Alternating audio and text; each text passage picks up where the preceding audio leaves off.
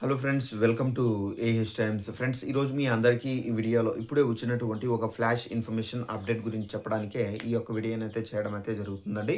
So, ఆ flash information update ఏందంటే, మన యొక్క ఏపీ రాష్ట్ర వ్యాప్తంగా ఆధార్ కార్డులు ఎవరైతే కలిగి ఉన్నారో వీరందరికీ సంబంధించి ప్రభుత్వం నుండి 2 శుభవార్తలైతే వచ్చాయి. సో, ఆధార్ కార్డు కలిగి ఉన్న వాళ్ళు తప్పనిసరిగా ఈ శుభవార్తలైతే మీరు పాటించాల్సి అయితే ఉంటుంది. అయితే ఆ శుభవార్తలు ఏంటి, దానికి సంబంధించిన పూర్తి వివరాలు స్టెప్ బై స్టెప్ ఎక్స్‌ప్లెయిన్ అయితే చేస్తాను. ఈ వీడియో నచ్చినట్టయితే లైక్ చేసుకొని, ఛానెల్ సబ్స్క్రైబ్ చేసుకొని ఫాలో అవుతుండండి. ఇక వివరాల్లోకి వెళ్ళినట్లయితే, మన యొక్క ఏపీ రాష్ట్ర వ్యాప్తంగా ఆధార్ కార్డ్ అనేది ప్రతి ఒక్కరికైతే ఉంది. ఆధార్ కార్డు లేని వ్యక్తి అయితే లేరు. అయితే ఆధార్ కార్డు ఉన్నవారు తప్పనిసరిగా ఇది మీరు గుర్తుపెట్టుకోవాల్సి అయితే ఉంటుంది. ఆధార్ కార్డు ఉండి ఎవరైతే 10 సంవత్సరాలు కంప్లీట్ అయి ఉంటారో వారందరూ తప్పనిసరిగా ఆధార్ అప్డేషన్ అనేది చేసుకోవాలి.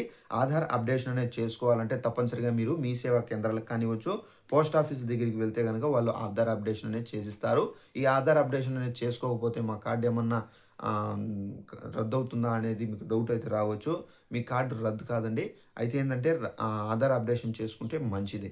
ఇక నెక్స్ట్ వన్ వచ్చేసి ఆధార్ కార్డ్‌లో చాలామంది ఏందంటే తప్పుగా పేర్లనేవి టైప్ అయ్యి ఉంటాయి. ఫర్ ఎగ్జాంపుల్ వారి యొక్క పేర్లలో స్పెల్లింగ్స్ మిస్ కావడం. సో, ఇలా జరుగుతుంది కాబట్టి ప్రతి ఒక్కరు ఏందంటే ఈ ఆధార్‌కి సంబంధించినటువంటి పేర్లు కానివ్వచ్చు, చిరునామా కానివ్వచ్చు, ఇక నెక్స్ట్ వచ్చేసి డేట్ ఆఫ్ బర్త్ కానివ్వచ్చు, సవరణలు చేసుకోవడానికి కూడా అయితే మనకు కేంద్ర ప్రభుత్వం అవకాశం అయితే ఇచ్చారు. మనమైతే తప్పనిసరిగా మీ సేవా కేంద్రాలు కానివ్వచ్చు, లేదంటే గనక మనకు పోస్ట్ ఆఫీస్ సెంటర్‌కి వెళ్తే గనుక మనం అయితే ఆధార్‌కి సంబంధించిన సవరణలు చేసుకోవచ్చు. ఇక నెక్స్ట్ వచ్చేసి మనకేందంటే 5 సంవత్సరాలు నిండినటువంటి పిల్లలు ఎవరైతే ఉన్నారో వారికేందంటే బాల ఆధార్ అనేది మనకేందంటే ఇవ్వడం అయితే జరుగుతుంది. సో, ఆ ఆధార్‌కి సంబంధించి ఎవరైనా ఉంటే గనుక తప్పనిసరిగా మీరు ఆధార్ సెంటర్స్‌కి వెళ్లి మీరు ఆ అప్డేట్ అనేది చేసుకుంటే మీకు ఆ ఆధార్ కార్డ్ అయితే వస్తుంది.